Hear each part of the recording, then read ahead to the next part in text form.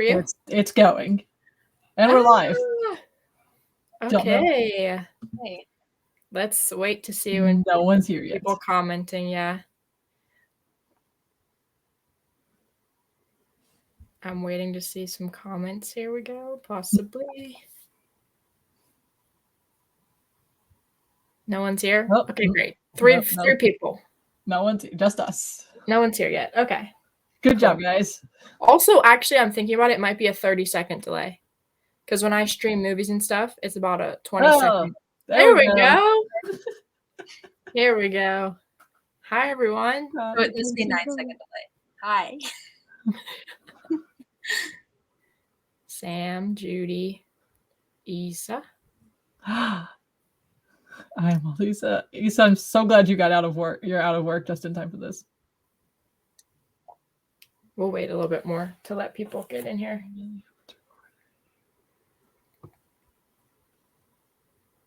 How's everyone's Saturday?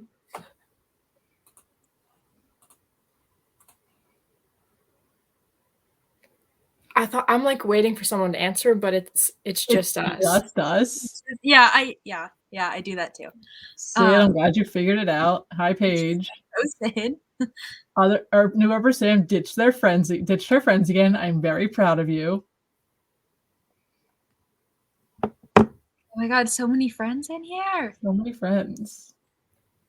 It still says there's 0 people. Hey, Sid's here. Yeah, there we go. Amy's here. Hi, Amy. Celia. Alex. I think it's absolutely insane that I'm recognizing all these people from their handles. Eva's here. A lot of people have their name in their handle.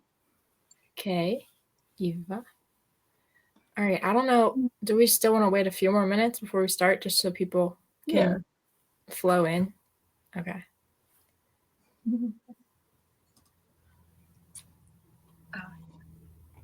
I'm so excited. There were a lot of good questions on Twitter. Yes. And just a lot of people have read this fic in the past couple of weeks. Yeah. And it just keeps like escalating the conversation. So to be able to kind of like talk it out in person is going to be Cecilia, to answer your question, yes, this is recorded. It will be on Rachel's Twitch after we are done. And I think we might take the audio from it for a bonus episode. Don't know. Yeah. Probably. People are noticing. Oh, Marley's here. Anne's here. Do we want to tell them about the outfits? Just let it go. Sheet links. Oh my god. Yeah, tell them about the outfits. Oh, this was not planned. Okay, so Tay and I came on here in the same exact outfit. And we were like, should one of us change? And Sam was like, no, just let me go get my maroon sweatshirt. So then The sad thing is I'm still wearing my flannel underneath. I just didn't take it off. I just put my sweatshirt on. So right now I'm very sweaty right now. Oh my gosh. Yeah. Cheers, guys. Cheers. Cheers. We all got our mugs. Okay. I feel like are we ready to get started? Should we announce? Because we did a giveaway this week. We did do a giveaway. Pretty awesome giveaway, if I do say so myself. Shout out to Lynn. So yeah, Lynn on Twitter. I met Lynn in Denver at Fan Expo. We chatted for a couple minutes and then told her about the podcast, and she started following us on Twitter and everything. And we've been chatting a bit. And she wanted to give away not just 1 but 2 Palooza tickets. That was just very nice of her, and she asked us to help her out with it. So Rach or Tay, I don't know which one of you has the winners. I got it. Yeah, I can do it. Drum roll. I'm kidding. Okay. The first winner is Missy at SweetMissy0320.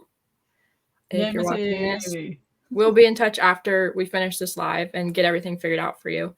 And then the second winner is at FL Ampsy. So Bamsy Earper, I think her name is Amber.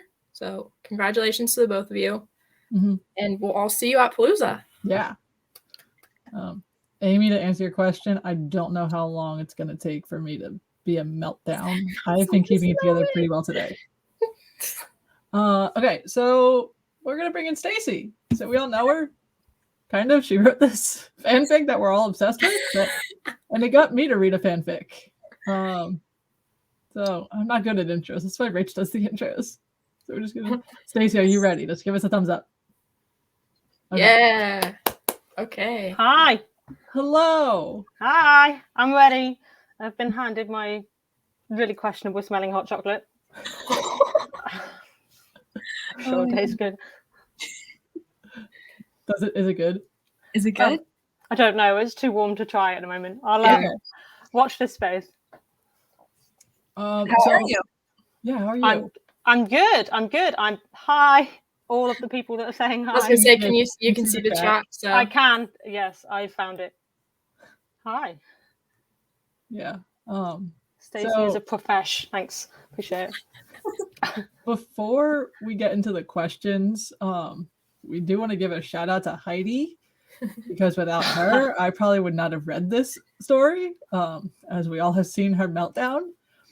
But sadly, Heidi's on a plane right now, or soon to be on a plane coming home from vacation, so she can't be here.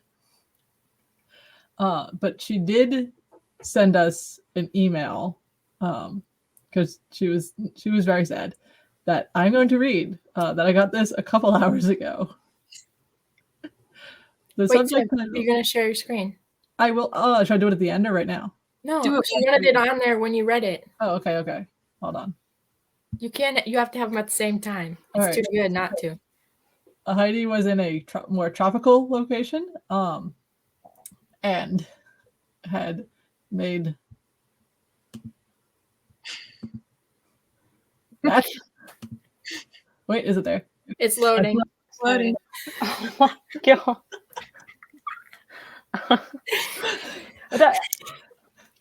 Sandman? So it's a Sandman. That's a Sandman. It's impressive. It's an impressive Sandman. And you're right, Heidi needs help. Just wait till you hear the email. So the subject line says, for official release. Wavery 22, 2022. It all started innocently enough. I got off my delightful LNH Zoom we recorded earlier this month with the 3 wonderful donuts named Racy, Tater Tot, and Samala Pamela. Parentheses, Earpers never make typos. These are terms of endearment. And while it was very late, I was unable to sleep. I looked down at my rainy day list of fics to start, and a small note I had jotted down, Snowman Cheats. I binged it all and have thought of nothing since. She read this in one night. All 8 chapters in one night. Wow. Stacey, you see, there are only 2 timelines. Before Snowman Cheats and after Snowman Cheats. Before, there were things I could look at for hours and remain happily entertained, and those things were babies and campfires. Listen, I dare you to look away. Those are both incredibly satisfying. And now it's Snowman Cheats. That is the thing about beauty. We can't help but be drawn to it. After pledging my fealty to you, creating a few memes, very poor photoshopped edits, renaming the month to Wavery, and the shit show that was actually ordering a queen-size set of Snowman Cheats, I ponder what left to do. So as I sit here in my personal hell that is a Wi-Fi cell phone service dead zone, I raise my white hot chocolate, JK, it's beer, and salute to you, Stacey. Thank you for writing this phenomenal, time-spanning tale of yearning, love, and a redacted word. Cheers to your upcoming nuptials, and I cannot wait to read whatever you have next for us. Star, sincerely, Heidi Hansen. And the star is she's wondering if it's about log rolling. Because if you know Heidi, she's very into log rolling as a sport. Wait, she also put something in her. Yeah, sorry, I should have went this. Oh, and she also said, my crops were watered and my skin has never looked better after reading it. So that is from Heidi. Cheers to Heidi. Hi, Jen. Cheers. Cheers to Heidi for that. Cheers. It's still so hot. Okay, don't do that again for a minute. Oh, wow. Yeah, just like thanks to Heidi for basically just having the meltdown of all meltdowns. Oh, a huge thank you to Heidi. I mean, I've hashtag help for Heidi. Hashtag help for Heidi. Yeah, I think we should definitely be sharing that. I'm baffled by Heidi's excitement for it, but I love it. It's been the highlight of my weeks for the last couple of weeks. So, and I didn't know what log rolling was until last weekend when I saw a photo of a snowman sheet ghost log rolling. Mm-hmm. That was my introduction into what log rolling was. So thank you, Heidi. I don't think many of us knew what log rolling was before we met Heidi. Like there was before Heidi and there's after Heidi. There's two timelines for us, just like there's two timelines for her. So that was that. I mean, like, hey, I told you this. Heidi's meltdown and putting it all over my timeline got me to read a fanfic. And I thank her for it. I've never read one. It's not that I don't like fanfic or wouldn't be my thing. I'm just not a reader. I've been saying this all the time on Twitter. I just don't read. But on one fateful Friday, I was driving to work 2 Fridays ago, whenever it was, and I was like, I have nothing to do tonight. Maybe I'll read a fanfic, and maybe I'll read this one. And I started with chapter 1. I only got one chapter done that night. Then some friends called me, but then I did more on Saturday and was like, oh, this is very good. Thanks. Some people were shout out to Amy for being my therapist and getting all of my raw reactions because I had so many thoughts. I'm very excited to be your first fanfic, and also the other people that have been saying that this is the first fanfic they've read. That's great. I think it's great, but also go read some others. There's so many. Go read others, not just mine, not just this one. Okay, do you want to get us started with some questions? Yeah. Hold on, I want to put one up real fast. Do it. Okay, where are the things? Just from your wonderful fiance. Oh my god. We talked about this just before we came on, and I said the only question I don't have an answer to is the one that says, how are you such a perfect human? I'm your adoring fiance. Thanks, Polly. I don't know. You didn't say which question it was, so I didn't know, and I just saw it and thought it was really cute. That is genuinely my adoring fiance. Oh. Well, she seems great. she is great. That one comment. From that one question. I think she was the first one as well. I think she genuinely got in there with the first question. Mm-hmm. She was the first one. I don't think she's listening, so she'll be amazed to know that her tweet was actually read out. Oh, yeah. And congratulations on your wedding. Yes. Thank you. It's very, very close, really suddenly. And so we had an extra year, and all of a sudden that extra year has gone, and 2 weeks today, we get married. So finally. Right. We realised we've been engaged longer than we weren't now. Wow. Which is quite a scary realisation. Damn pandemic. And it nearly got us again. But fingers crossed at the moment. It seems to be all right. Yeah. All right. So let's bring up the first question. Okay. Let's do this one. From Sam and Thorin. Where do you find inspiration for your fics? Do you have a person you run ideas by, or do you come up with everything yourself? I do. Well, I have a couple of people that I run ideas by. I talk basically everything I do through with Polly, which I'm sure bores her because she doesn't read them. So I'm sure she gets really fed up with it. But I talk everything I do with her because I find it really helpful to talk stuff out loud. But I also send absolutely everything I ever write to Sid. So they end up with millions of messages a day. And the inspiration, it kind of comes from anywhere and everywhere. I'll see a film or a book or hear a song, and there'll just be like this tiny part of it that I just think, oh, that would be really cool if I took this minuscule part of this concept and turned it into something different. So I like to take the tropes and then try and do them slightly differently. that's kind of what I've been working with. So I'll just go, what haven't I done? What tropes have I not done? And then work out a way to do it. But I don't necessarily think I have specific things that spark the muse. I think it will just be something really abstract. It'll be like a line in a song, and I'll go, I can work with that. I can do something with that. Turn that into 100,000 words. Yeah. Exactly. Yeah. Was there something specific that you drew inspiration from for this fanfic? Yeah. Well, not specifically. It was the fact that I wanted to do a friends to lovers trope, and I don't like to do things by halves. So if I'm going to go friends to lovers, I'm going to go full on lifelong friends. And so I was thinking, how am I going to? I didn't want to write something that was just going to be them being children for chapter after chapter after chapter. So, and I was also trying to work out how I was going to make that a Christmas fic and center it around Christmas. So I thought, oh, well, I'll use Christmas time every year and I'll just snapshot it. So it sort of came. It was quite a hard one, actually. This one was quite hard for me to plan out for that reason. Trying to do the snapshots and trying to get the Christmas feel into something that spanned over 20 years.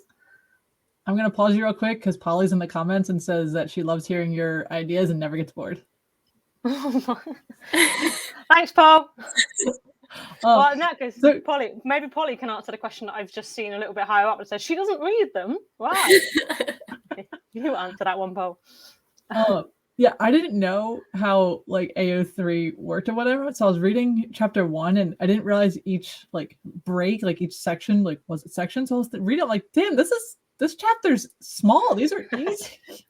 And I got to the bottom of the page and then it said next chapter. I'm like, oh.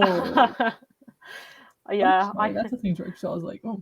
It was I do that quite a lot. Yeah. Put the breaks in them. No, I liked the breaks because it gave me time to breathe.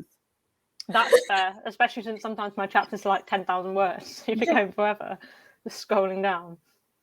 Yeah. We have this follow-up question from Anne, which I'm also curious. Were the songs chosen each year actually the top songs for those years? If I said they were top songs in the fic, then they were top songs. But some of them were just I either didn't want to use the song that was the top one for that year, or which was the case a couple of times, so I'd just use a classic one.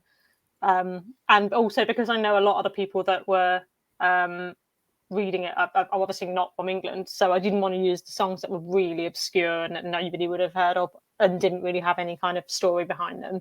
So, but if I've said, oh, that was the number one, then yeah, it would have been. And I also tried to use relevant when Wynonna and Mercedes were coming in with their whatever they were singing or whatever they were saying. I was trying to use stuff that at that point in time would have been the kind of cultural references that people were using.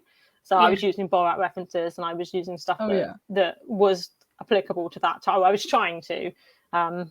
There's just a lot of Googling. What films came out in this year? I did like all those references and like the scenes with Wynonna and Mercedes going in and singing them. Like those were fun. Yeah, you nailed those every time. Every year, that was one of my every chapter, year, I was like waiting for those ones. Those were like one of the highlights for me was just, okay, what are they going to do this year? Mm-hmm. Yeah, thank you. I appreciate that. I did enjoy it as well. And there was a few that I changed a couple of times because I wanted to nail it. I wanted to get the right. I've just seen So Sweet Polly. What she said now. I'm also not a reader, although I like when she reads them to me. She says that as if I do that a lot. I feel like I've maybe done that once. We've maybe got 2 chapters into a story. I feel like that's the goal, though, is to find somebody who will read your fanfics to you. Yeah. I think I was unwell once, and she started to read Real Christmas to me. So that was actually quite awkward. I'm going to pretend it was really sweet, but actually hearing someone else read my fanfic to me was quite strange. All right, Rach, do you want to pick a question? Sure. Let me see. There we go. This is a nice long one with multiple parts. How long have you been writing? Did you start when you were little or more recently as a teen or adult? Why did you start? Also, can you choose a favorite fanfic of yours? So lots of questions, but let's break it down. I when I was a child, I was good at English and I was into English, but I've never been a writer. I've never really been one for creative writing. That was kind of more my brother when we were kids. I got quite into it at school, but never did it as a hobby. So the first time really that I wrote anything was Mistletoe and Wine, which does exist. It does exist. I just took it down for the sake of your sanity. That was the first time I wrote anything, and well, really since school. And yeah, I kind of, the feedback was great. It was great fun. So I kept going, and I really enjoyed it. And I just started because I used to read a lot of fanfic, and obviously I got really obsessed with Wynonna Earp, as the rest of us did. And I was going away for work quite a lot of the time, and so I was away in a hotel and didn't really have anything to do. And I just thought, I can't watch any Earp because I wasn't with Polly; she was at home. So, well, I couldn't watch ahead, and we were still only on to season 2. And I thought, what I'll do is I'll try and write something. And I just loved it. I loved doing it. And can I choose a favourite fanfic? My favourite is Painted Walls, just because of what it was for me. I feel like when I wrote Painted Walls was when I started to get the hits and the kudos, and people started to tweet at me, and that was quite a bizarre feeling. It's been my one that's still got way higher statistics than all of my others on IO3. I've heard many good things about it. Thank you. So that's my favorite for that reason. I've got artwork of it on the walls in here and stuff. But my favorite in terms of the story, I think, is Sounds of the City. That's the one I enjoyed writing most, and that's the one that's probably my favorite one. That's the one I would personally encourage people to read if they were asking me my recommendation. But obviously now I've also got this one, because this has been a whole other new experience for me. So yeah, wait, what was your reaction, just like initial reactions when Twitter, i.e. Heidi, but more just Twitter in general, started just going all over the place? It was kind of a gradual thing, because I don't follow very many people. I'm a bit useless when it comes to Twitter. I get a bit lost, and so I've only actually got about 30 people that I follow the accounts of. I just see stuff come up from other people's, so I kind of missed it to start with until I saw Heidi's. I think it came up because I every now and then I'll search my fixed names in Twitter to see if anybody's saying anything about it, and so I searched that and saw Heidi's tweets and was slightly baffled by it, and was just like, wow, this person really likes it. And at that point, that she hadn't made that many tweets, but she did have the snowman cheeks on her profile picture, and she did I think she'd put the she'd done one of the, that circle of friends thing that was going around Twitter. Yeah. And she'd done one where every picture was snowman. Yeah. So I'd seen that and was wow, funny. Okay. Yeah. And so since then, I've kind of just watched it escalate, and every time something comes in, I'm messaging my friend going, look, someone said this now. The craziest bit was the sheets, the unprecedented demand. Oh my God. I was like, hoping that's us. Probably not, but hoping it is. I think Heidi's are at her house waiting for her when she comes. They are. They have arrived. They have. Yeah. And she's not there. I want to say yesterday. So they're just waiting for her to get home. Yes. Because I was wondering, I saw that they'd arrived, and I was wondering why she hadn't tweeted the sheets. But that makes sense now. We're going to go live with her while she puts them on. Yes. No, I'm kidding. I know Amy got hers, right? I've seen a lot of people have gotten hers, and Dean got his. And got hers. I've just seen Artemis. Yeah, Artemis Earp sends me screenshots, and so does Sid. Of both of them. I'll get screenshots when there's tweets. A lot of the time, I'm just looking in the comments. I see tweets about my fits because Katie and Sid send them to me. I am guilty. There was one day at work I was bored, so I did Google search snowman sheets. I just wanted to see what would come up under Google. There's so many different kinds too. That's why I was like, you should know Anne is beneath her sheets now. Yeah. I was impressed by that. She made her fort in her garage, so no one can bother her now. Is it in the garage? I wondered where it was. It's in her garage. I've just said garage because you said it, and normally I would say garage, so I don't know what just happened there. Like, it just sort of morphed. The Americans are... Yeah. An unprecedented demand incident. The unprecedented demand incident was my favorite incident in my fanfic history. Sid said one day they're going to buy sheets. Well, yeah, but Sid wants to buy those dinosaur ones, so that doesn't count. That's not. They've got to be snowman sheets. And I think I've loved watching all these snowman sheets come up, but they're all these really cute little, like Pinterest type snowman sheets, and they're adorable, and I love them all. But my head was like, this is 90s Britain, right? I have the background. Should I put it on? Oh my god, put the background up. You can't probably see it because we're all on here. Switch it but to... I got it. Oh, I can, yeah, just about see Can it. we do... I don't know how to change the view, but okay, make me Well, bigger. that's a little bit clearer. That's, yeah. I mean, it would have been like 1999, 1988, whatever it was, and they were kids, and like in England, that's what you get. Loud, garish, and also all these cute little like teepee forts. No, it would have been falling down. It would have been like sort of bedraggled looking and like, but you know, that's my head. Hot chocolate stains and popcorn crumbs. Exactly. Exactly. All right, I'm gonna bring up another question from D-Rocks. What I want to know is when you're going to start publishing. Apparently, Amazon makes it pretty easy. Also, where are you going on your honeymoon? I mean, I am writing something now. I am in the process of writing an original, what I hope will be a novel, and I will aim to get it published. That's my hope this year. I have no idea what I'm doing. I don't know where to start. I know a lot of people will buy it. There's like 79 people in here. Thank you. Is there really? Damn, you're supposed to say 3. We agreed on 3 people. Yeah, 3. Okay, I'm gonna leave now. I can see the comments. Amazon. I don't want Jeff to have my money, so I'd rather just get somebody to publish it for me. I'll try. And we're supposed to be going to Bali to our honeymoon, but right now we're not allowed because of COVID. So it's not meant to be until May. We're supposed to. So the day after the wedding, we're going to Budapest for 3 nights.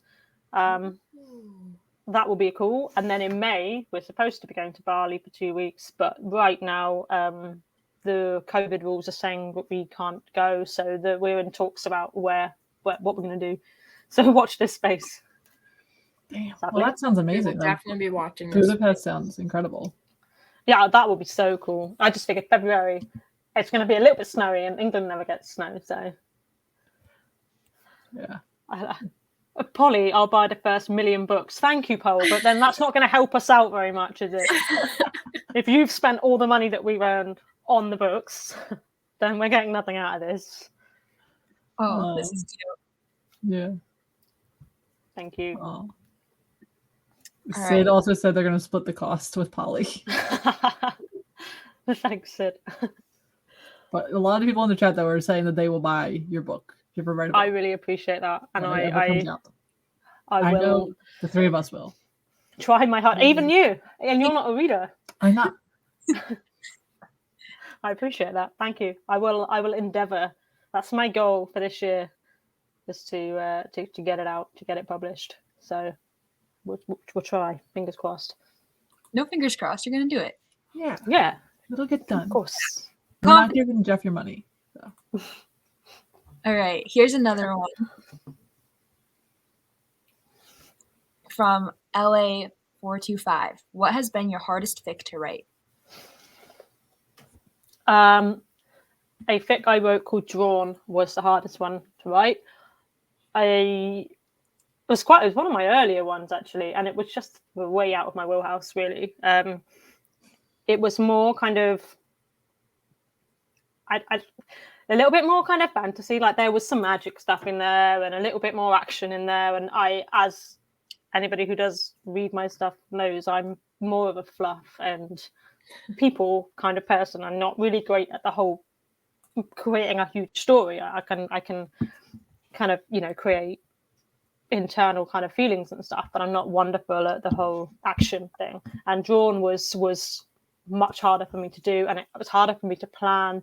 I spent a lot of time talking over it with Polly and with Artemis Earp, who's currently just said, "Oh yes, I remember it well," but talking over and over and over it, trying to make sure that I didn't get things wrong, if I contradicted myself from something I'd said earlier on, or making sure I didn't have any plot holes. And it was just a whole new experience for me, and hence why people keep asking me about the sequel, which has been planned for probably 2 years and I still haven't written it, because it was hard, and also it was my least popular fic, so it was hard work, and it was a lot of energy went into it. And then when I posted it just before, so I started posting it just before I posted Painted Walls, and then I was there was an overlap, and Painted Walls just went, and so I just couldn't be bothered with the sequel for Drawn at the time, because the feedback for Painted Walls was so much easier, and that was so much better, and that was so much more in my wheelhouse that I just kind of stuck with that. But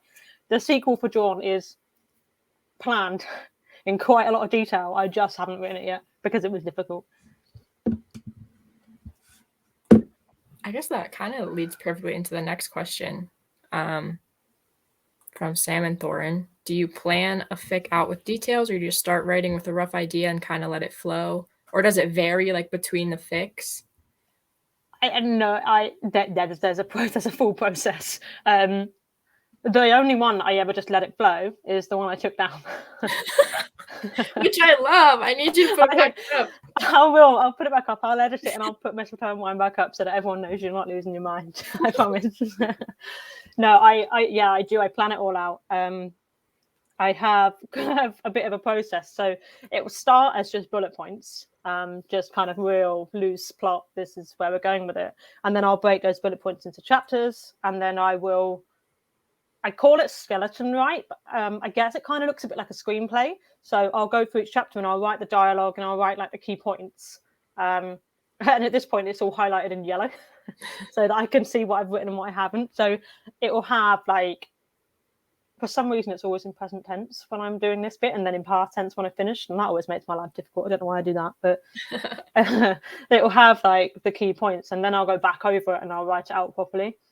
So that's also why I quite often end up telling people it's going to be 10 chapters and it ends up being 11, 12, because I've planned it out, and then the word count just climbs and I split stuff up because it doesn't quite work. And things change as I am writing it. I'll think I'm going to go one way with it, but then it doesn't make sense for the character when I get to that point. But it's pretty heavily planned out before I start doing any writing most of the time. Wait until you hear her mad process. Yeah, exactly. It is quite a process. It does take me quite a long time, and I enjoy the bit where I'm doing the kind of screenplay type bit the most, because that's when it all just comes out, and that's when I'm kind of just doing the dialogue and spitballing ideas of what's actually happening. And then the last bit is the bit that's harder, where I'm messing around with words and I'm trying to make it sound all pretty nice to read. I'm a planner. I am a planner. That you are. Yeah. Yeah, there's no way to not be, I feel like, if you're writing such extensive pieces.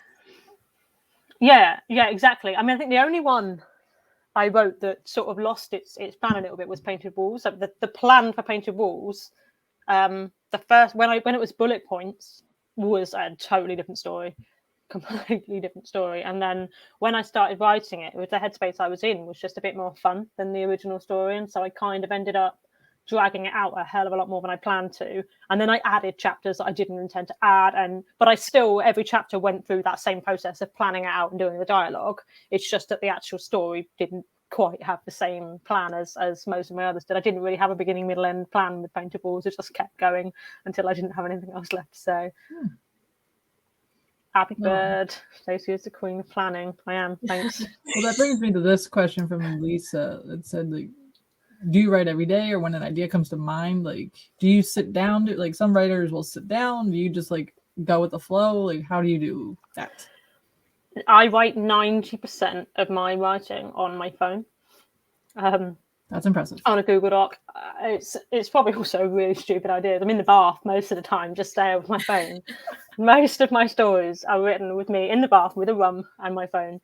Okay, that's impressive because I would be afraid to drop my phone in the water. I have done, and actually, I dropped it in the water writing Beneath Your Snowman Sheets. So I've managed to get as far as this, never dropping it, and then I dropped it like the other week, and it survived, luckily. But oh my god, I do put it, if I'm writing, then I'm thinking about it most of the time.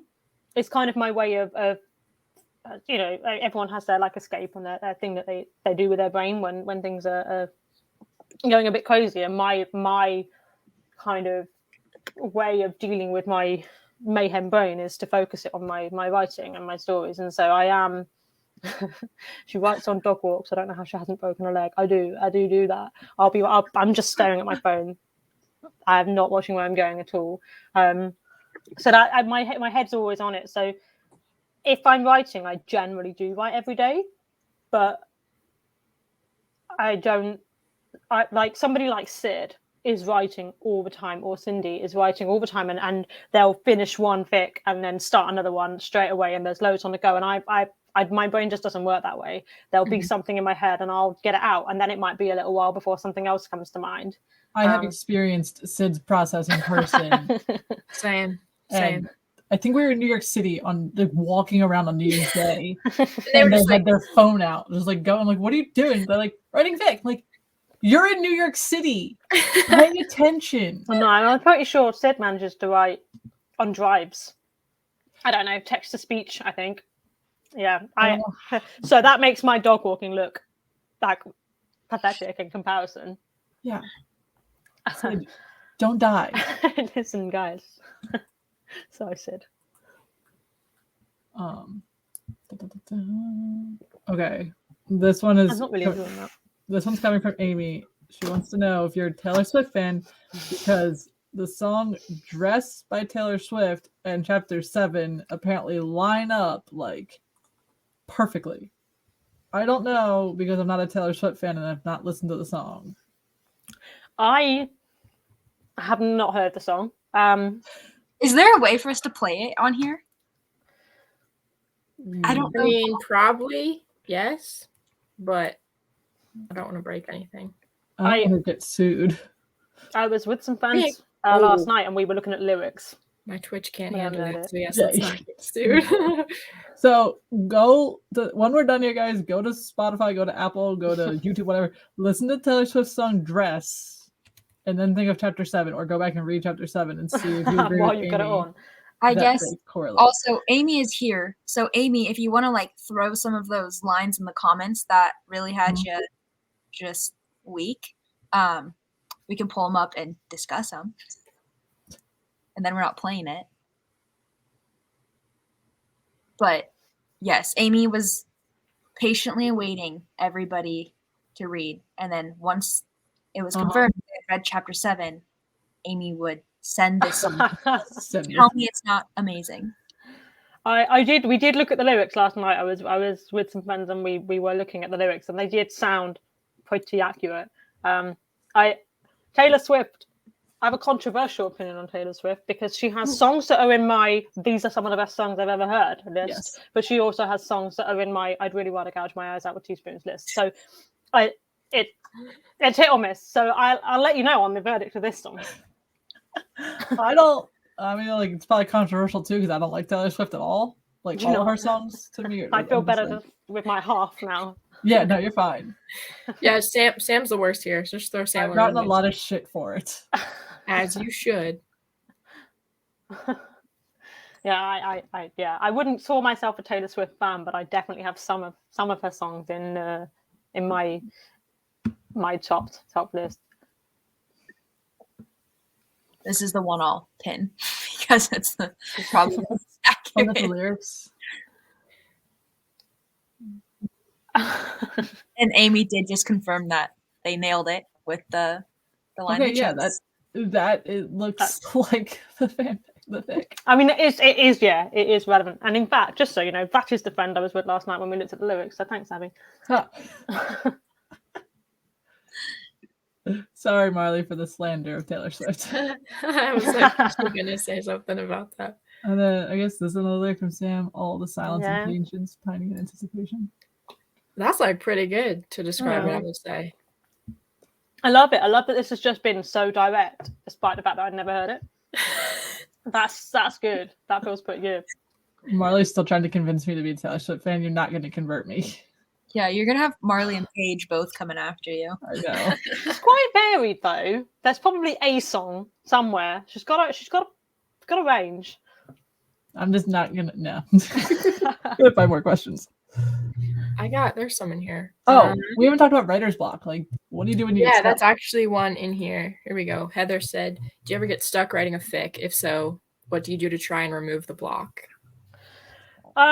Yeah, I mean, I do get stuck. It tends to be, because I've obviously got this kind of process, it tends to be that I'll get stuck in the bit where I'm trying to sort of screenplay write it, skeleton write it, where I'm trying to do the dialogue, and because obviously that will pan out what's actually going to happen. Once I'm at that point and I know what's going to happen, it's just making everything feel fluffy and you know, pleasant to read.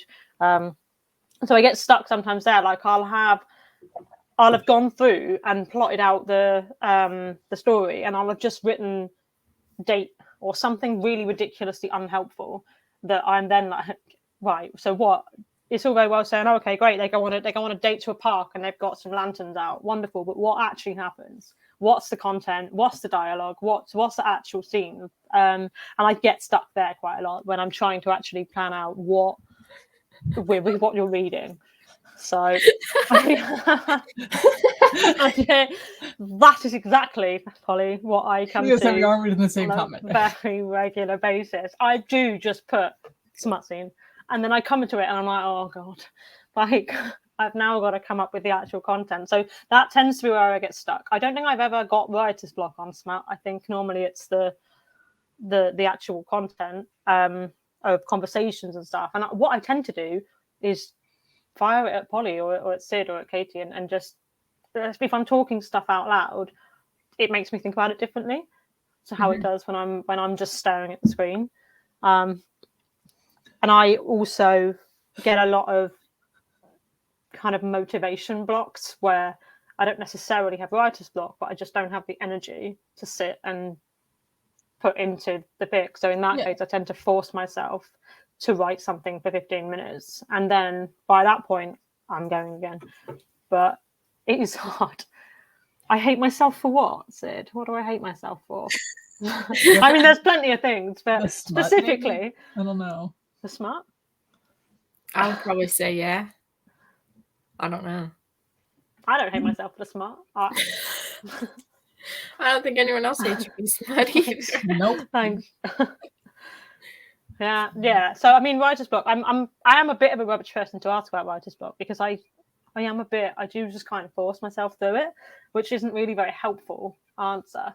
I will just sit and be like, right, I'm gonna write for 15 minutes, and a lot of the time where I get stuck is the transitions.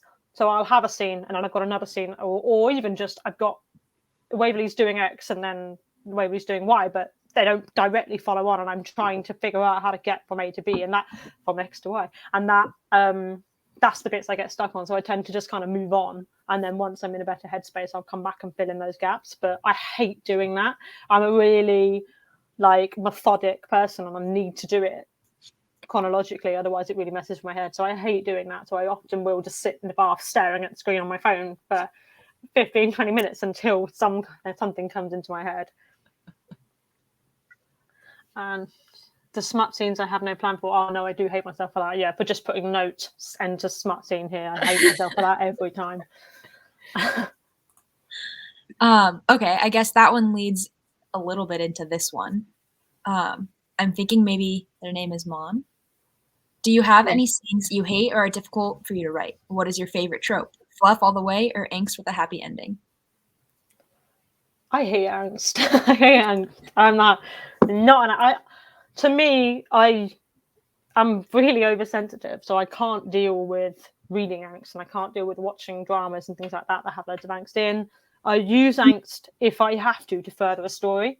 So I would prefer to not have it, but there are some stories, like when I was writing Tainted Whispers Through Into the Screen, that I needed bits of angst to carry the story, and if I didn't have it in there, it wasn't going to work. So there are times when I do write it, but I don't like doing it, and I always rush to resolve it as quickly as humanly possible. I set up angst and then I don't follow through. That's what I do in most of my fics. I'm like, right, everyone's going, oh, it's going to get really angsty, they're going to be really mad at each other, and then the angst point comes and they just go, oh yeah, that's fine, I forgive you, we'll talk about it like adults, and then move on.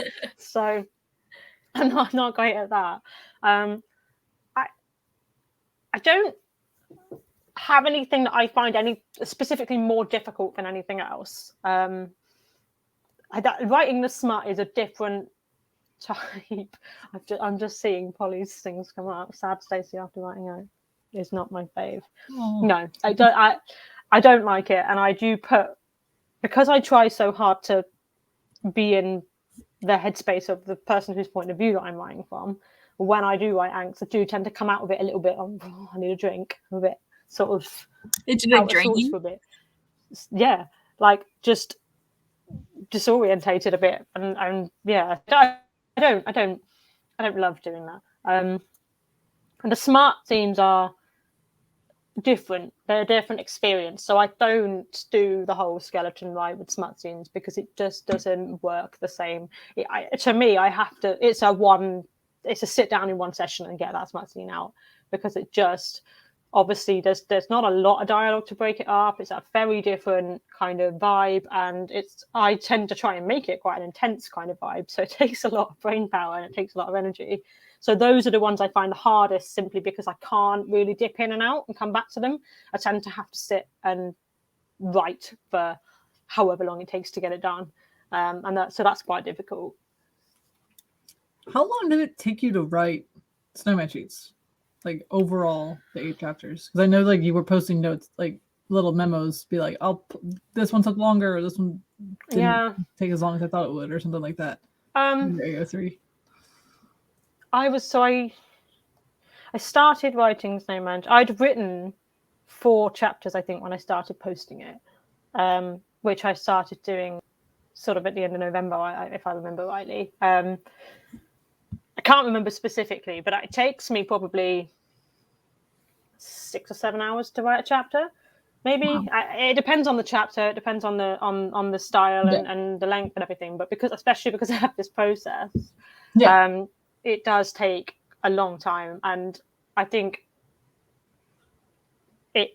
sometimes I think people don't necessarily grasp how long it takes to write these things. I get a lot of where's the next one, where's the next one, where's the next one, and it takes a long time, especially if like me, I'm trying to perfect it and I'm going back over it, and I'll read it 3-4 times. I'm sending it to Sid, and I'm sending it to Dana, and I'm sending it to people to read through it, and they come back with suggestions, and I'm changing it again, and it does take a long time. But I'm also not very good at waiting to post stuff.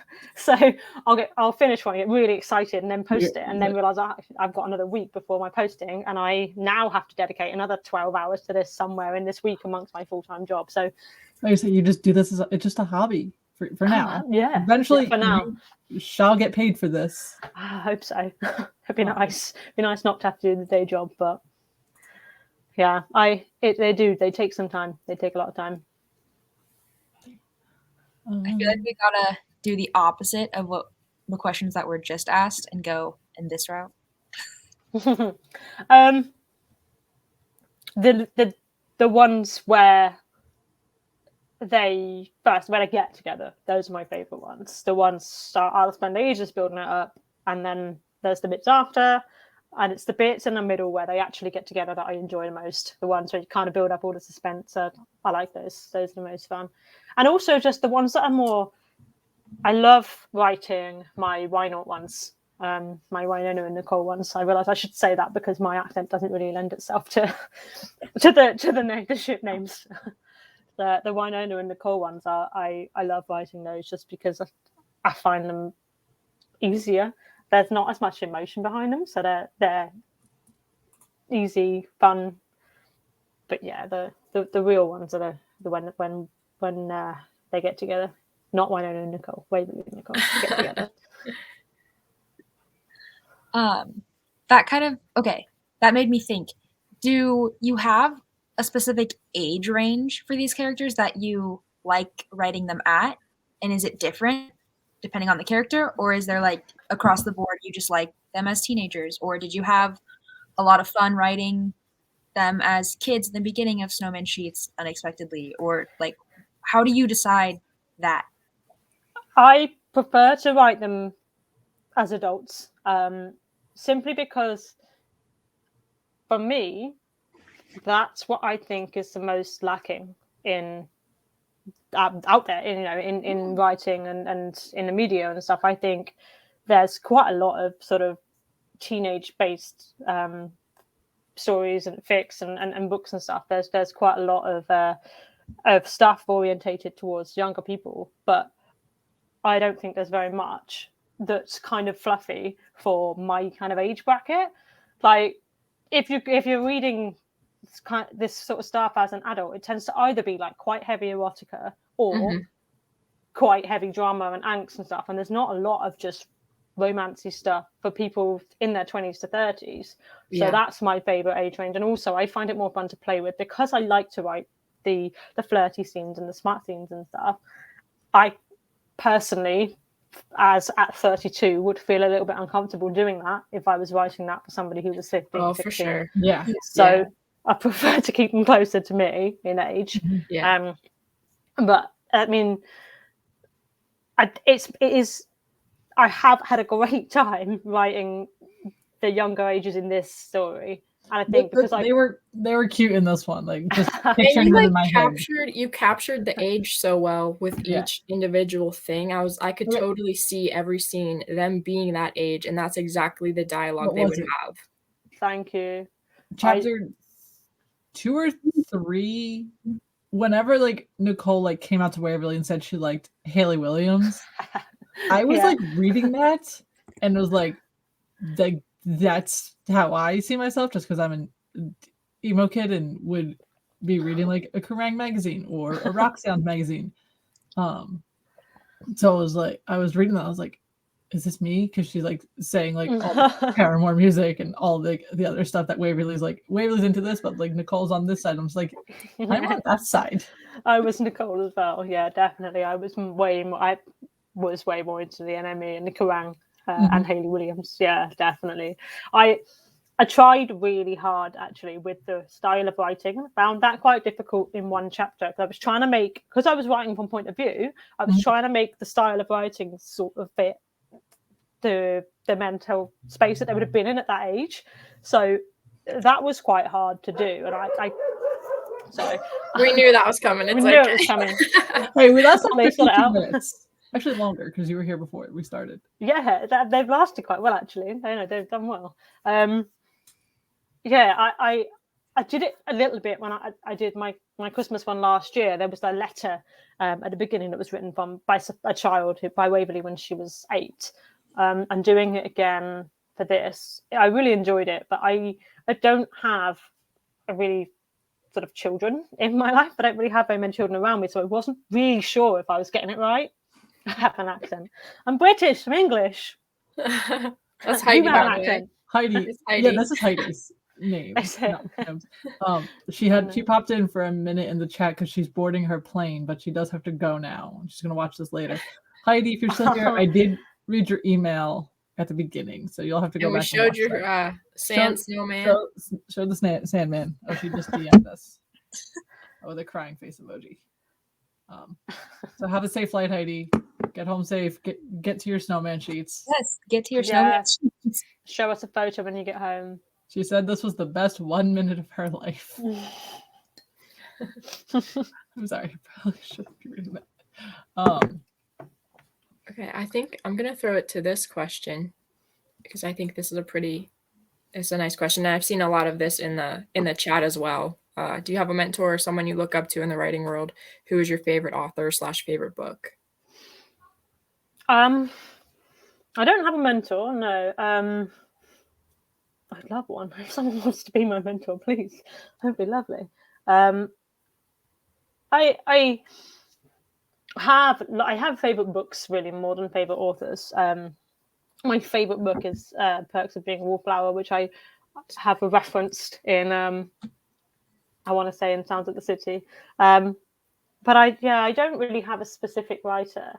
And actually, I've more recently, since I've been writing, haven't read very many books because I kind of feel like my brain is just taken up with this. So I need to read more. So people should send me recommendations, tell me what to read, because I haven't really read much in a long time. But I don't have a mentor specifically, but I do have people in this fandom that I kind of have a group around that is really useful and is. I just would not be knocking these fics out if I didn't have them. That's awesome. And yeah, if I didn't have people that I was the group chats I've got that I was sending this stuff to all the time and asking questions to all the time and sending stuff to, and sometimes, I mean, poor Sid and Dana have been sent the same chapter like time and time and time. I've made this tiny tweak, and in Tainted Whispers, I rewrote. No, it wasn't. It was in Glitter in the Dust, Salt in the Sand. I rewrote the same chapter like 3 times, completely overhauled it like 3 times, and sent it to them constantly. I had to read the same chapter so many times before I was happy. Terry Pratchett, yes. When I was a child, when I was at school, Terry Pratchett definitely was up there. I'm trying to think now. What did I used to read? When I was really morose. I used to be, fics are the only thing. Agreed. Fics are the only things you need to read. That's the only thing I've read for a long time. Sid said that they'll always read it. Thank you. Yeah. When I was at school, I was really into psychology and sociology, and I qualified as a speech language pathologist to you guys when I was at uni, and so I used to be really into like all those kind of books. I used to read a lot of stuff by someone called Tori Hayden, and they were really miserable, and I feel like that's why I don't do angst anymore. Like I just reached my angst quota when I was about 18, and now I can't.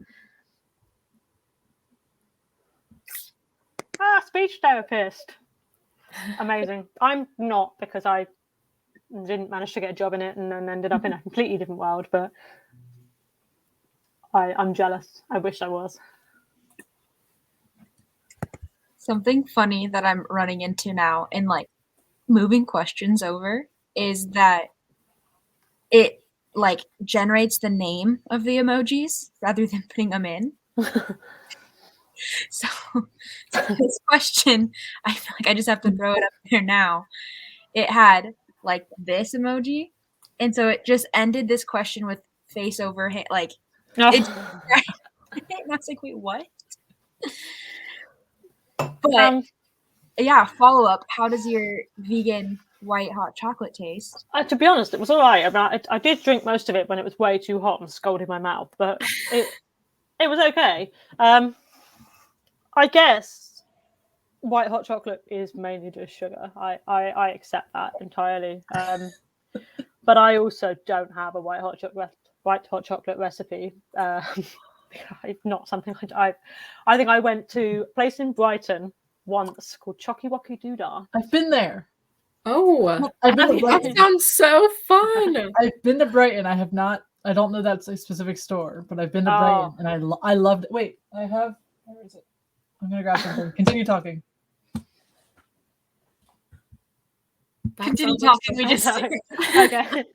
They had and I had a white hot chocolate there, but to me, it's just you get the white chocolate and then you melt that with milk. So I haven't got all the cocoa powder and all the other stuff that people have been ordering. I've just got chocolate melted and milk. So and some vegan marshmallows. Mm-hmm. So yeah, it was all right. I enjoyed it. I forgot I had this. This little rock is from the beach in Brighton.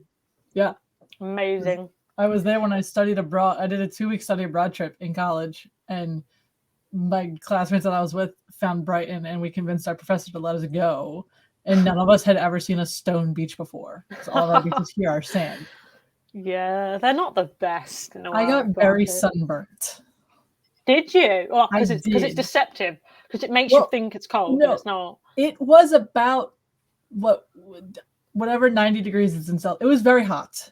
And I asked my friend, I'm like, hey, can I borrow your sunscreen? She said, sure. She gave me sunscreen. I put it on my arms and my legs, went to lie down. I was like, oh, look, my stomach was all sweaty. So I lifted my shirt up and just like kept my torso open and didn't put any sunscreen on my torso.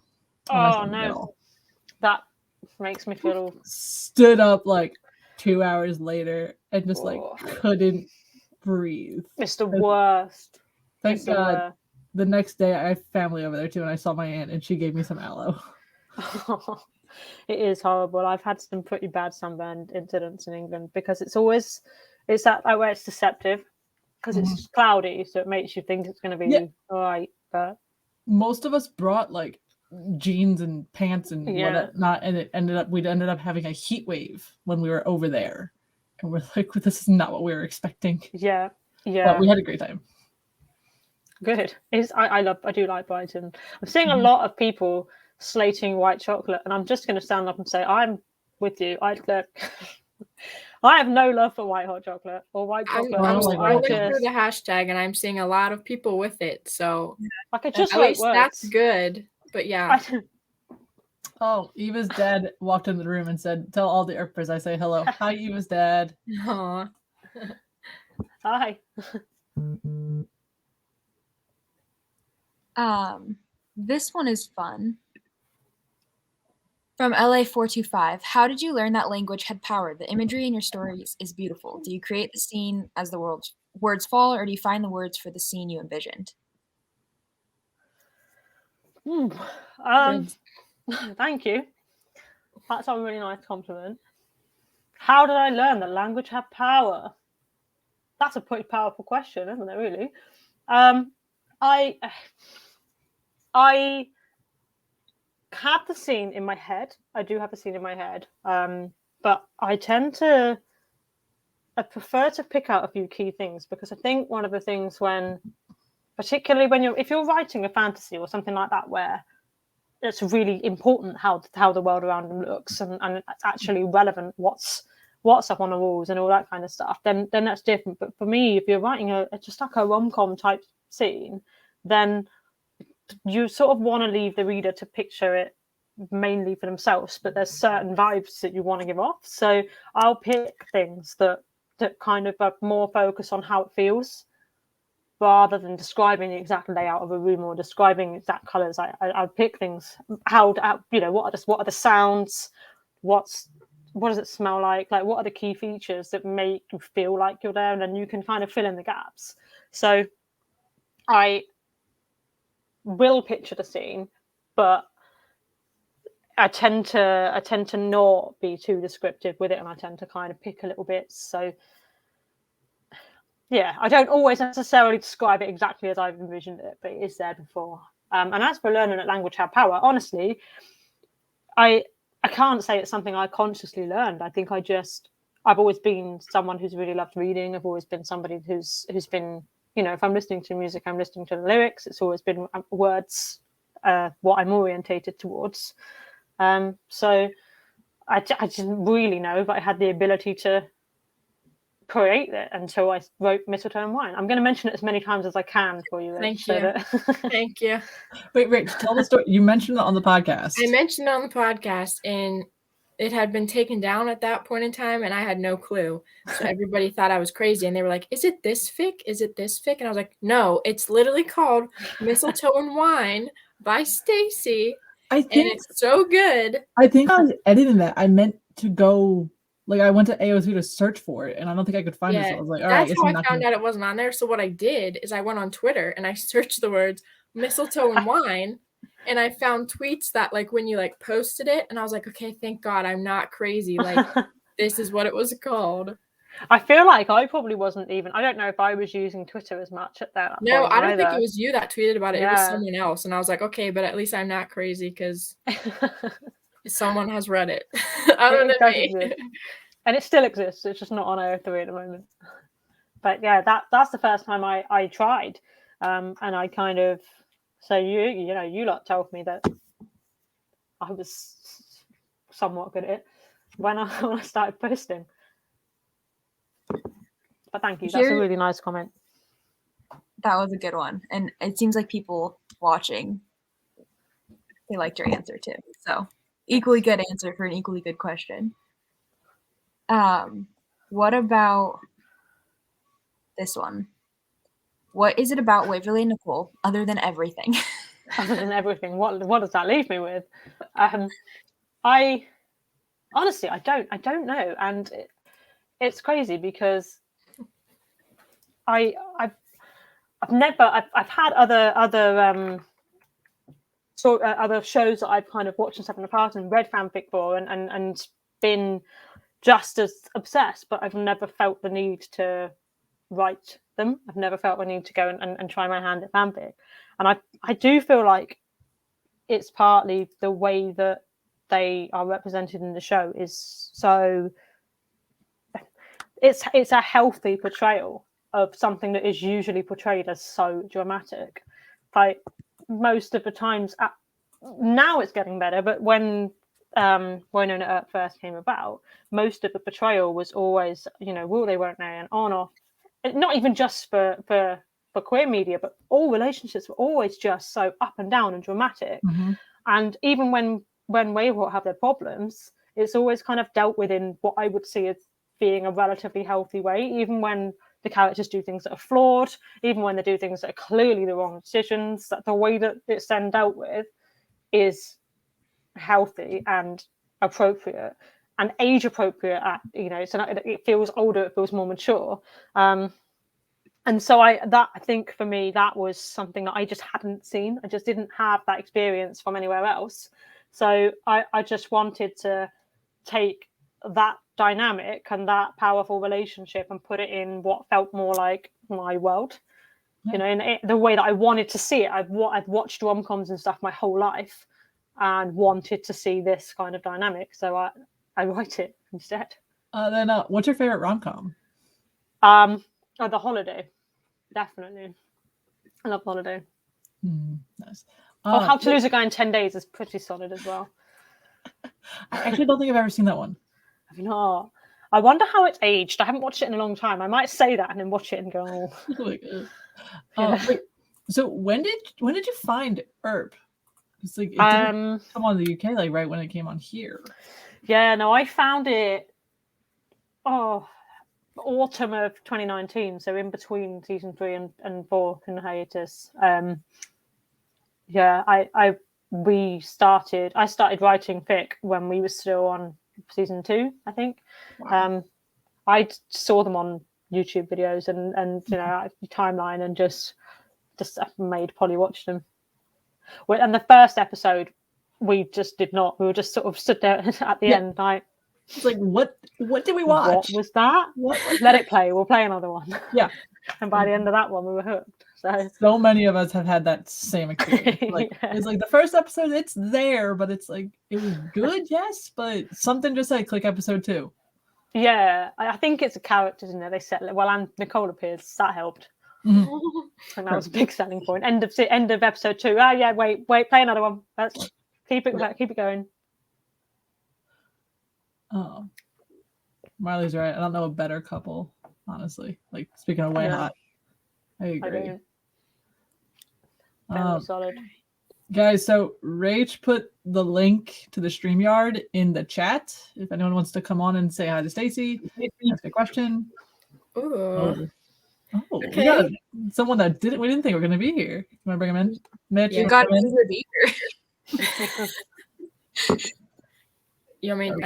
I get it. I got it. Oh, I'm in the show now. Hi. We didn't think you were going to be here. I didn't think I was going to be here either, but and I'm sorry if it's windy. I'm outside. My tattoo artist, he's working up the design for the other one. Because you're getting your Earp tattoo today. I am actually not. I'm not able to finish it because my arm is so swollen from last night. He's like, nope, not touching that. All right. So there's an idea for you, Stacey. You can have someone be a tattoo artist. And I don't know if my question got asked. I put in a question about if you were working on anything else at the moment. Right now I'm not, because I get married in 2 weeks, and so I am focusing on that. But I do have 3 if you count the Drawn sequel, plans for the spring. So I will be working on something once I get I get married. But a tattoo artist is definitely on the radar, because I am also I have a few myself. I am also partial, and it is definitely on the radar. I would love to do it.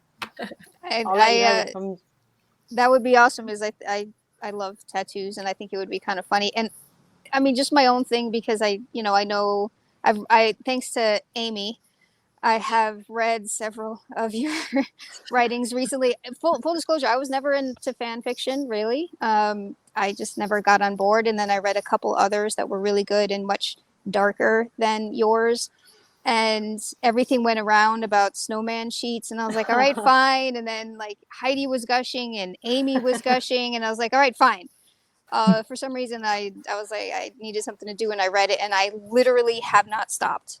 I am not a reader at all, and I'm sitting here like I have read them in a day. Like I just sit down in a day, and I've gone through them. I'm like, Amy, which one's next? Amy, which one's next? And so yeah, so far I know this really is about snowman sheets, but I just finished. I'm sorry, I don't remember the name. The one where Waverly's a wedding planner. Glitter in the Dust. Yes, and that one has become my favorite. Before that, it was the last one I read, and like I just keep like being like, no, this one's my favorite. This one's in my top 3. Well, I'm up to 5 now or 6, so I'm like, well, they're all in my top 3. Thank you. I really appreciate that. I love the idea of people not really being readers, but coming and reading fanfic, because it's something that you're already into. You're already into Earp. So it's like an easy intro, isn't it? If you're not a reader, I might as well read something. I've already got the characters in my head. Yeah. I will say I do like a little bit of a switch. Like if you work on something as a tattoo artist, it'd be kind of funny if Waverly was like the punk. Absolutely. That is how I would go, because I'm the same as you. I like to flip it on its head. Yeah, 100% be Waverly. And I'm sorry, I've been here for an hour, so I missed the first bit. But I'm just curious: are you a writer by trade, or this is just like fun? It's just fun. I'm not a writer by trade at all. No, I write on my phone in the bath. So on your phone? Yeah, that's what I said. That's wow. That's impressive. It's really impressive. Thank you. I'd love to be a writer by trade, but right now, alas, I work in IT. That's boring. That's so awesome. Thank you. So, Rach, Sam, Tay, go ahead, because I've kind of like monopolized this conversation. I was like, I'm here, I'm going to talk now. And I generally, I talk to you guys a lot, but I don't really talk in public. Yeah. Thanks for hopping in here, Mitch. We love you. See you guys. Bye. All right. Who's next? We know who's next. Who wants to bring her in? Sam, you want to come in? I gotta remember to ask people if they're ready. I have too many times just brought people in and be like, "Oh, I'm not ready yet." Hi, Sam. Hi. How are you? I'm good. How are you guys? Good. I'm glad you ditched your friends for us. Yeah, the friend that I'm watching with, she's talking to her parents right now, because I told her, I was like, I'm getting on this. Like, do you want to come? And she's like, I'm talking to my parents. I was like, okay, come when you're done. So I might try to hop back on if she gets here at some point. What were your Snowman Sheets thoughts? I literally read, I think I've read it 3 times now, because oh my gosh. And I wanted to start a 4th time, but I didn't have time before today. But I wanted to wait until it was finished, because I saw that it was being done, but I hate having, like, I don't think I can wait each week, because I don't know, I just like reading everything all at once. So it's really hard to try to wait and then figure out what was happening in that fic. So I waited until it was done. And so then I was in Florida visiting family over Christmas, and I saw it was done, and I was like, finally, I get to read it. But like, I didn't even know, I was just excited to like read a cute Christmas fic. And then like, it was so good. Thank you. Then I had read it, and then everyone on Twitter started freaking out. So then I think I read it again. And then Amy said whatever about the Taylor Swift song, and I listened to that. And I listened to the song recently, and then she said that, so I listened to it again, and then my life changed again. So it just all sort of like fell into place. I need to hear this song. I'm gonna go away and listen to it after this. Like you wouldn't think about it, but then after she said that, I listened to it and I was like, I will never hear this the same ever again. I'm gonna have to experience that myself. I mean, you've read this fic more than I have. Maybe I need to read it again and listen to that song. I think it might be like my comfort fic now. That's nice to know. Thank you. That's a lovely thought. Is your friend all caught up on the show? No, we haven't watched any since we got back to school. We've been trying, but we just haven't yet. And so device not connected. Okay. I'm very upset. Oh, no. So the last thing we watched was 402. What was the last thing you watched? That was the last thing we watched, like before. What a place to stop. We've lost her. We've lost Tay. What a place to end. Fort fell, and then okay. Well. You good? Yeah, we're good. We're good. Okay. Sam, thank you for stopping by. Thank you for ditching your friends to Earp. Yeah, I will ditch my friends anytime to Earp. Thank you for having me, and thank you, Stacey, for everything you've written, because it's so good. Thank you, and thank you for reading it. I wouldn't be writing it if people weren't reading it. All right. Sam, we will talk to you later. Yeah. Bye. See ya. All right, Stacey, you might know this next person. I feel like you definitely do. Just a little bit. Sam, bring them in. Do I know you? No. I don't know. I don't. Oh my gosh.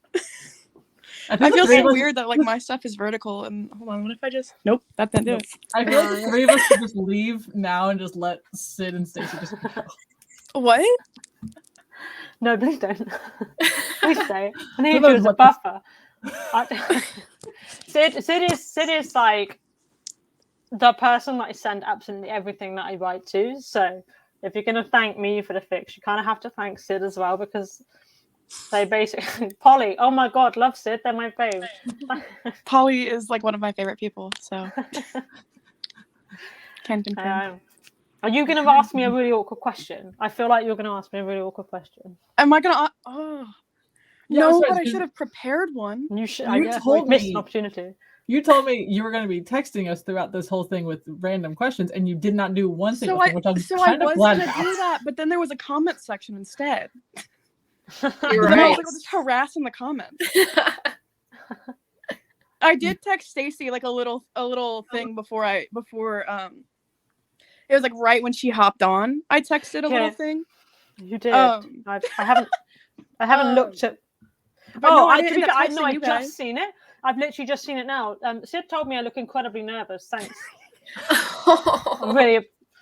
I really appreciate that. I'm glad I saw that now. Well, I didn't expect you to like read it now. I was trying to be nice and be like, "You look nervous. Like, calm down. Like, act like there's no one here." Because I've got like 3 people here until Sam ruined it. So you know what? I know what my awkward comment is gonna be, and it's gonna be, "I won the bet." Yeah, you did win the bet. Yeah, okay. Sid bet me that I said there was only going to be like 5 people here, and Sid was like, "No, there'll be more." It's been going up too. I've been keeping track. I texted her and I was like $5 American. Oh, somebody asked, "Where do you read Mistletoe and Wine?" It's not on there yet. It's not on there anymore. Wait, my favorite thing was, Rach, when you mentioned this to me the other day because you thought you were going crazy, and you were like, "I forgot this is a thing," and I was like, "Oh, it is." Yeah, I was like, I swear I read this. I know I was on a plane. I don't know if I went through like a Bermuda Triangle or something, but I swear I read this. It exists. It exists. Oh, Stacey's gonna have to put it back up at some point. There was a fan base downstairs, and my. You have a whole fan base downstairs? I am loving all of Polly's comments. Well, I have there's a couple of friends downstairs. It's not just Polly, it's Alice, Steph, and the dogs. Aww. Thanks, guys. Wait, Sid, you told me a funny story when you were sent chapter 6.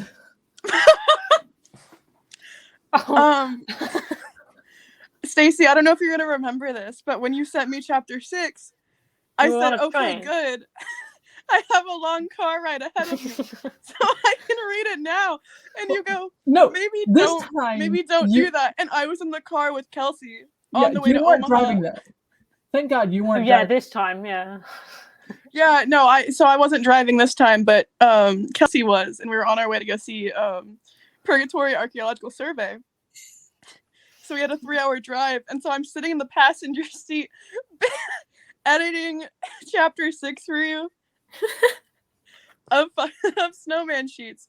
And I was just, as I'm reading it, I was like, oh my God, this was a terrible decision, but I can't back out now because I said I was going to do it.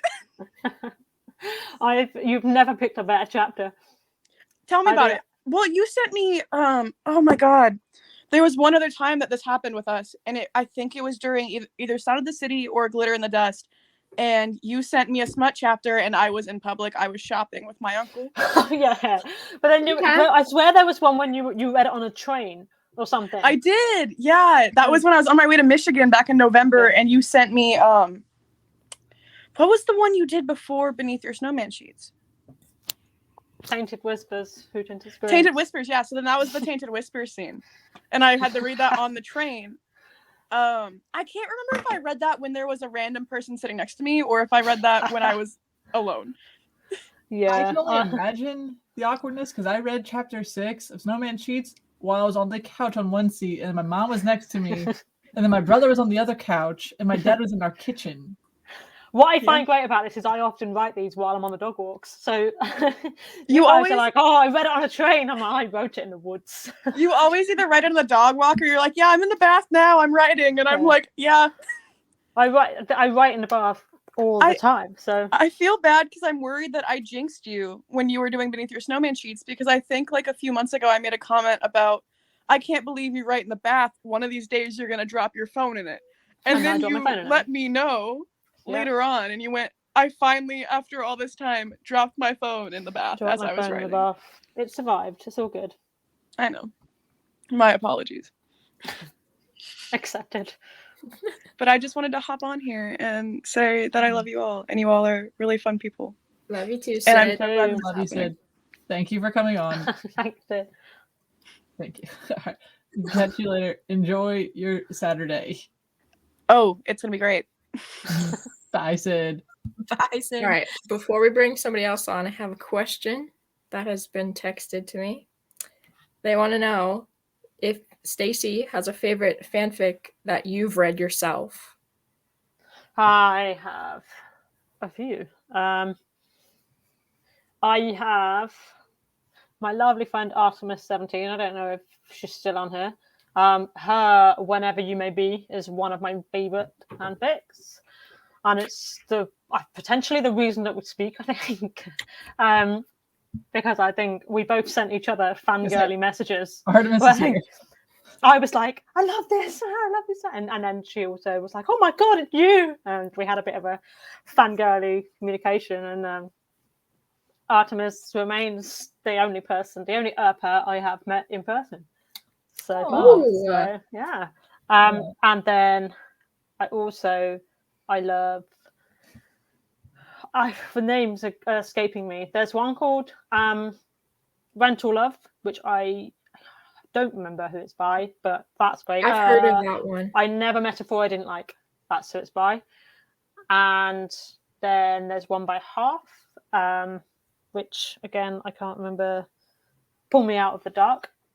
I have a few. I tend to either be reading or writing with fanfic because it's the same characters. Mm-hmm. When I'm writing, if I'm reading as well, I get a little bit all in my head about it, and I trip myself up. So I read a lot less at the moment than I used to, just because I'm writing more than I'm reading. But those are the ones that I would push on people. So Sam, go and read those. If mine's on your head, go and read those. Go read Whenever You May Be. Artemis, tweet your links, and we will tag us, and we'll retweet them. You guys just go read more between Stacey and Artemis and whoever else is out there. I need to use my bookmarks better on IO3s. I'm not very good at that. I need to put my favorites in my bookmarks so that people can use it, because I didn't know that people did that. Apparently people will go onto people's stories that they like and go onto their profile and then look through their bookmarks, but I just use it for I'm currently reading this, so mine's a bit useless, but maybe I should be putting more on there. All right. Bringing Alex, are you ready? Yes, yes, Okay. Hi guys. Hi. Hey. Nice to meet you, Stacey. Finally. It's nice to meet you too. How are you? I'm good. How are you? Why did I? Starstruck. The panic is going on. It's really obvious. You guys can see it. But yes. Yeah. I don't know, guys. I read the fic, probably on my second reading now. Nice. Yeah. I some of you may have already known this, but I binge read set chapter 4 to 8. Yeah, you read fast. Yeah, it took in one sit in 6 hours. I finished chapter 3 to 8. So 2 days before that I started the fic. And I just like read one chapter per night, probably like an hour or so. But then I got to chapter 4, I couldn't stop. So I just in one sit I just and guys, I'm not a reader just like Sam. It's because I keep falling asleep and reading isn't just my thing. But guess what? I've started reading while eating. That is something. Reading while eating. I did that too. I had to do that too while I was reading. I think 7. I was like, because I wasn't in work super early, so I ate my breakfast. What chapter to read while you're eating? Yeah. Sometimes I've noticed. Yeah, I started doing it a week ago, and I would notice that my food would go cold just a little bit because I was too focused. I'm just ruining your meals because you're eating snowman cheese. So then she had to send you to bed because you were up reading until 3 or 4 a.m. I do love it. I love this. I love the binge reading. It was so good. I could not stop. But I finished one chapter. I was like, oh no, I'm not gonna put my phone down. I gotta know what's gonna happen next. So. Thank you. I appreciate it. I love all the I binge read it, and I love all the I'm not a reader, but like this is great. This is what all the fanfic writers want. Is just people to not eat, not sleep, and just read their stories. Hashtag converted, like Emmy said earlier. Hashtag converted. I keep seeing Artemis has put their AO3 link in the chat, so also go check out their fics. I just keep seeing a lot of people are agreeing with you, Alex. Just like keep reading. Keep reading. It's like a show. Like you could keep watching. Now with the fic, you keep reading. Yeah, absolutely. That was a fun experience. Yeah. All right. Well, thank you, Alex. Bye. Yeah, thank you. Thanks for doing the chat. Nice to meet you. Nice meeting you too. Right. We will see you later. We'll see you on Twitter, Alex. All right. I think we have to only have. We'll try to limit it to like one more person, and then we'll say our goodbyes. We have a lot of people in the room, but I think we're gonna go. Judy, are you ready? Yeah. Okay. Big thumbs up. There we go. Hi, Judy. Hi, everyone. Hi. Oh my gosh. Hi. Hi. How are you? I'm good, thank you. I'm very good. And listen, if you ever need a beta reader, I'd be more than happy to do to proofread anything. I've worked as an editor before. Yeah, that's but to not know. like Thank you. advertising copy, that type of thing. But I'd be happy. I like, you know, I've got the OCD, so errors just or typos just pop to me. That's good to know. Thank you. I'd be happy. I'd be happy to do it. Hi, everyone. I'm very happy to meet all you basically pandemic kind of Earpers. Yeah. Right? Like all 2021. Aside from Tay, who's over here on my screen, she's the only one that's not a baby pandemic Earper. Okay. What about you, Stacey?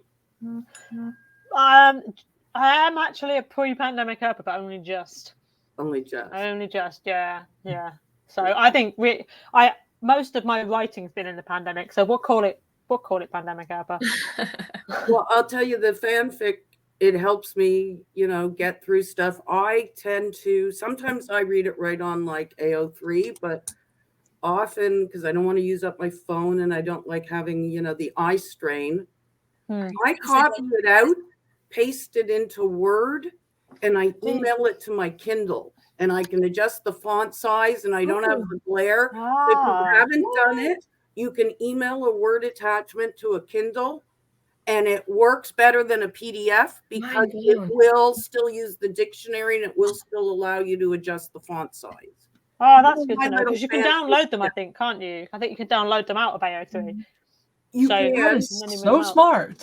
But it, you know, and that way it goes with me real easy. And then I can keep them.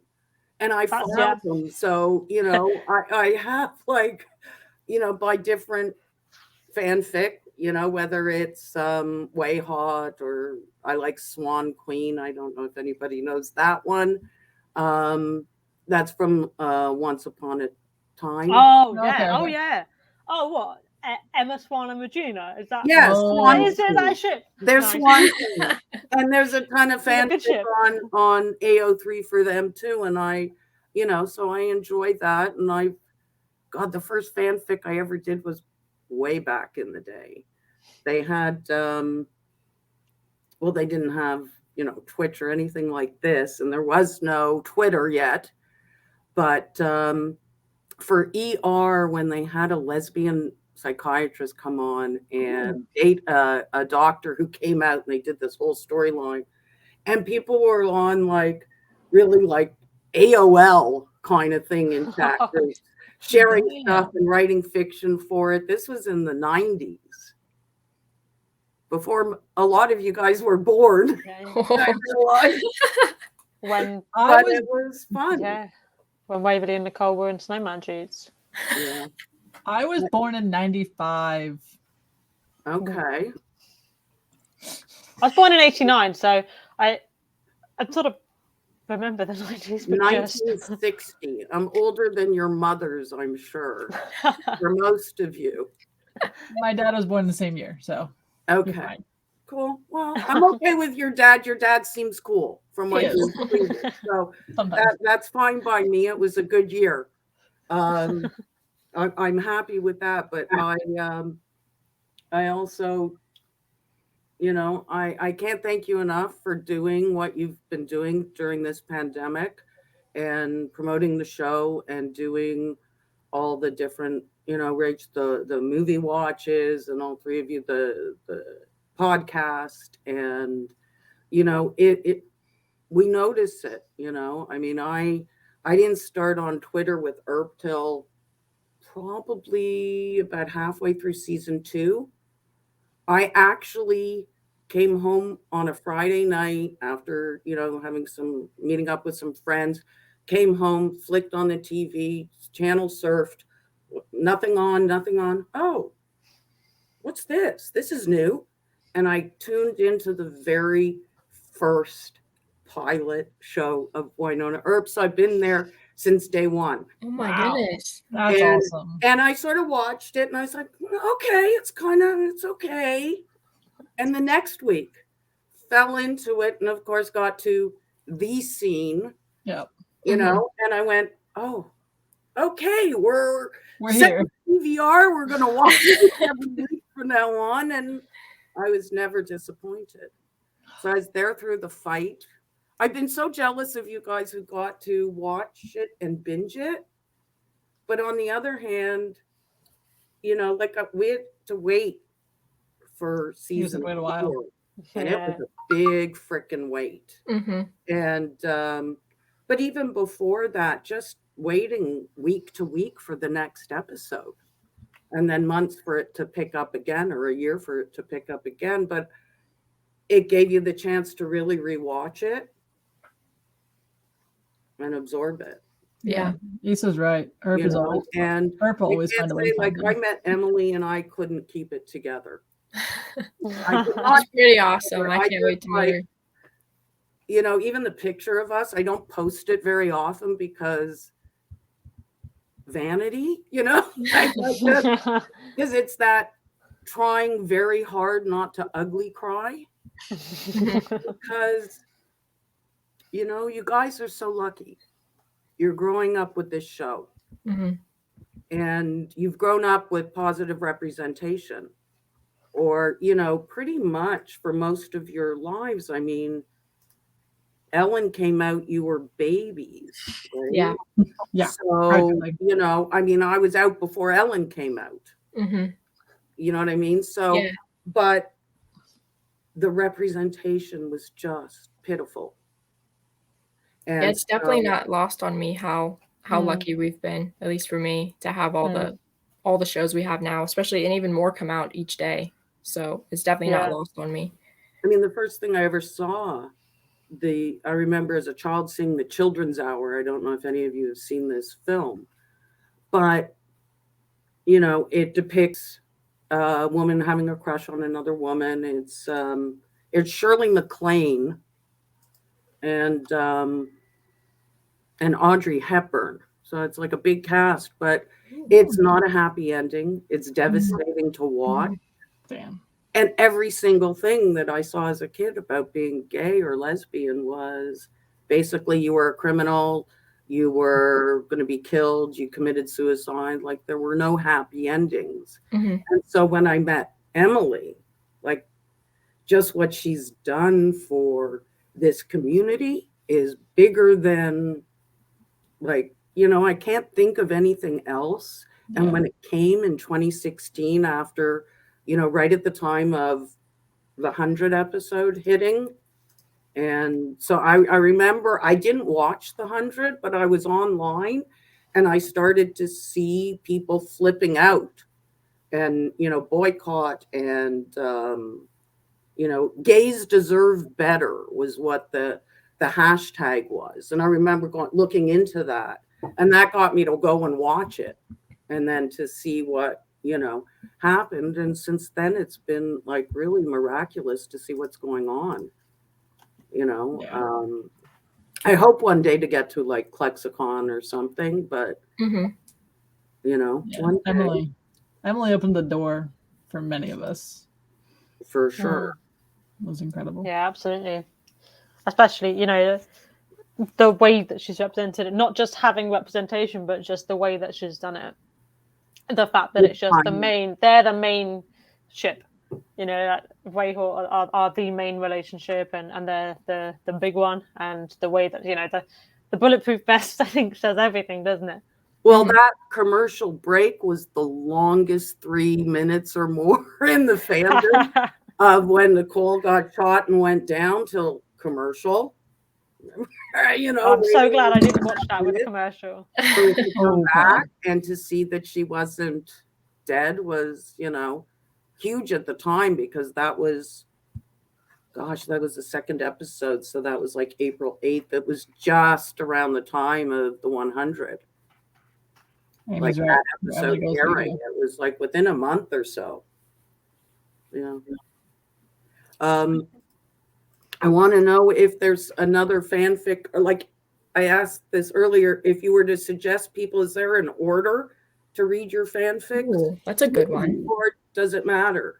No, I don't think it matters. I haven't really got any that kind of follow on from each other.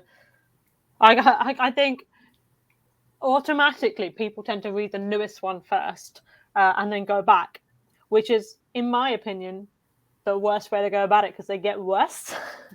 Right. my ability gets worse if you read it that way. Whereas if you start with my first one and then you read up, they get better. So I'd encourage you to read it that way around. But I don't. There's no real order. I don't think. I'm just happy for people to read my stuff. I don't mind what order you read it in. Mistletoe and Wine is not up there, Artemis. I've taken it down. Oh, is that the one you were talking about before? Yeah. It was my first fic, and it was just a little bit cringy, so I've taken it down to work on it a bit, and I will put it back up. But I think I've upset some people taking it down. You're gonna get a lot more tweets now instead of snapping tweets. They're like, "Where's Mistletoe and Wine?" Yeah, it's really good.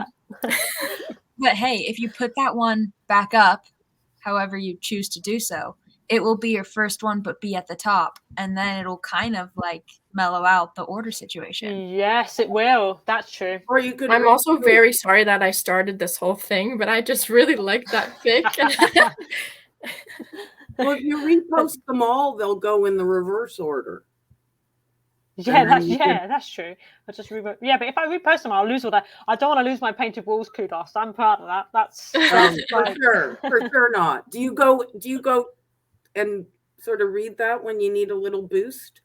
Yeah, I do actually. I've got a couple of things, like pieces of artwork that people have sent me for painted walls, and I'll come in when I'm bored at work. I'll just sort of look at it. Oh, that's nice. Great. Well, Judy, thank you for coming in and saying hi. Thank you for coming on here. Nice to meet you all kind of more officially than just on Twitter. Yeah. And thank you. You're the only one who did the fort. It's still up, hasn't fallen. So yeah. Judy, you have a great day. Thank you. You too. Thank you. Everyone. All right. Yeah. Well, thanks for tuning in, guys. Yeah. Stacey, thank you so much for your time. We were so stoked when you said yes. We were so stoked. I was excited to be asked. It's amazing. And I thank you for all your questions. They've been really good. And any that we didn't answer, I will go through Twitter and I will answer. I will reply to the tweets. So if you didn't have your question answered, I will answer it. I promise. I wish we would have had like a secret camera on specifically Sam when we agreed to do the live. That would have been... I was sitting right behind me on my bed as like a kid on Christmas. I was just like, there was so many things running through my head. It was crazy. The weirdest thing for me to have you say that is it's just like I don't know what's happened, guys. Like what is going on? It's just it's very odd, and I appreciate you having me on, and to everyone that's been asking me questions. That's amazing. Thank you. It's been so nice to meet you. Like I feel like this is like a meeting, versus Twitter. It's so different. Yeah, definitely. Yeah, no, it's great to meet you. Thank you. I did have to ask Sid because your profile picture is you and Polly. So I'm texting Sid like, which one? Which one's Polly or which one's Stacey? They're like the curly haired one. Like, all right, cool. Yeah, I did wonder that all my profile pictures are always with Polly, and I've always think people don't know which one's which. But now the secret's out. Thank you. Yeah. All right, Stacey. So where can people help support you in your writing and everything? I think you have a Buy Me a Coffee. I do have a Buy Me a Coffee page. I have no idea what the link is off the top of my head, but it's on my Twitter profile in my bio. And a lot of people have already given me coffees through that, and I am so thankful. I'm blown away by some of the stuff that people have given me, and it's been really nice, and it's been very helpful with a wedding in 2 weeks. So yeah, if you do want to buy me a coffee, then my link is in my my Twitter profile, but please do not feel obliged. I'll be writing the fics anyway. What we're going to do here at LNH, just to say thank you, is for every person watching, we're going to donate a specific amount per person to your Buy Me a Coffee. So once we get the final total for everybody that showed up today, we will buy you however many coffees that is. Oh, thank you. That's amazing. Thank you very much. That's was not expecting that, and is not necessary, but it's a really lovely gesture. Thank it's you. the least we can do, Stacey. I think you're so talented and you share your talent with us, and Yes. you're an amazing person. So it's the least we can do. Just shared the link in the Twitch chat. So thanks, Sid. You just shared it, or Sid did. Oh, Sid just shared it. Oh, thank you, Sid. There's the link. But yeah, we can get it, throw it up on Twitter too.